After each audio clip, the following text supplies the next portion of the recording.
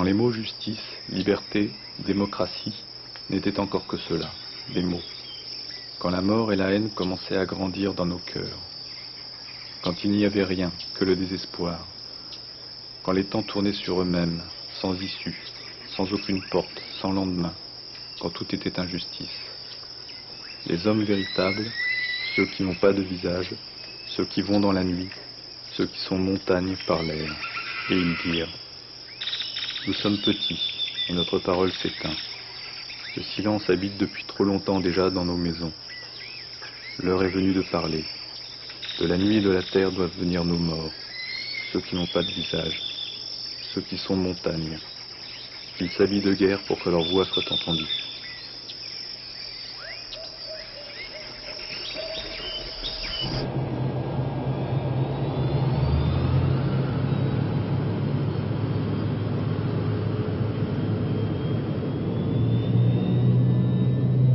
Terre et liberté. Zapata est vivant.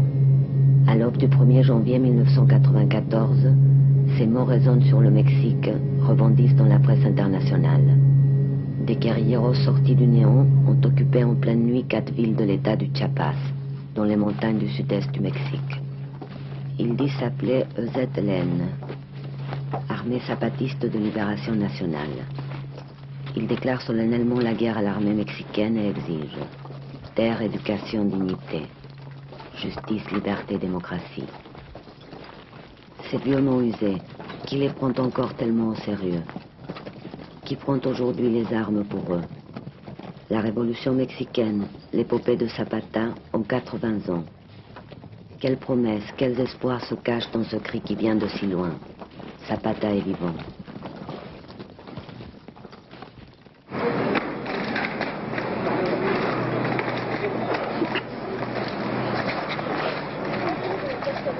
Nosotros, armados para hacer una revolución, para buscar paz y justicia de nuestro Chiapas y México. ¡Viva la revolución!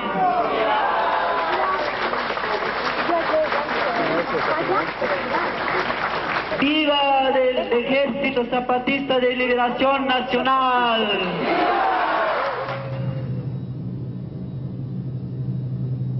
Tout semblait aller si bien au Mexique. L'accord de libre-échange avec les États-Unis était enfin signé. La modernité était pour demain. Que s'est-il passé? Tous les regards étaient tournés vers la frontière nord. On ne parlait plus que d'économie et c'est l'histoire qui s'est réveillée dans les montagnes du sud-est. Qui sont ces zapatistes qui tiennent en échec depuis des mois le plus vieux, le plus stable, le plus habile parti d'État de la planète? Qui est ce mystérieux sous-commandant Marcos, porte-parole des insurgés indiens, qui a réussi à faire écouter par tout le pays leurs paroles si anciennes et si neuves? Ces commandants indiens sans nom et sans visage, qui parlent en tzotzil, celtal, chol, tojolabal, d'une démocratie où chacun est sa place, d'où vient-il? Avant le 1er janvier, disent Felipe, Ramona, David, Eduardo, Ana Maria, nous n'existions pas pour ce pays. Mais si vous voulez savoir qui nous sommes, prenez un miroir et regardez. Comment y croire? Une rébellion qui n'est pas ethnique ni intégriste. Une guerre qui s'arrête en 15 jours. Une trêve qui dure 1 an. Des insurgés armés sous les ordres de commandants civils. Des révolutionnaires qui ne veulent pas conquérir le pouvoir, mais seulement la démocratie. Trop beau pour être vrai, trop fou pour ne pas l'être.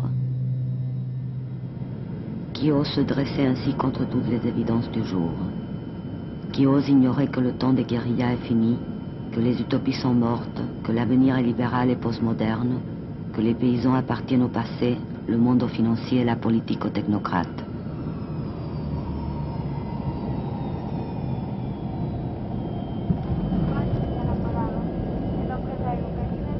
C'est donc au Chiapas que cette histoire a commencé. Dans ces montagnes perdues tout au bout du sud-est mexicain, à 1500 km de la capitale. Ce pays maya qui a donné tant de poètes, de pétrole et de bois précieux, de canne à sucre et de café. Une terre si riche où les gens sont si pauvres.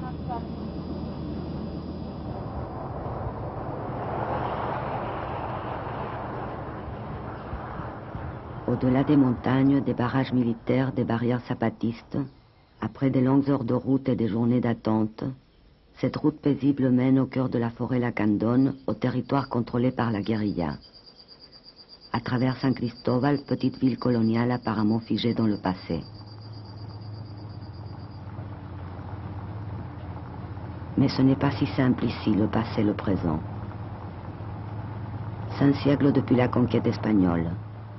Depuis Bartolomé de las Casas qui prêchait en vain le respect des Indiens vaincus. 20 ans depuis le premier congrès indigéniste où toutes les communautés indiennes du Chiapas se rencontraient pour réclamer déjà la terre et la justice. 20 ans que le silence s'était refermé sur leurs cris pacifiques. 10 mois maintenant que l'armée zapatiste a surgi de la nuit.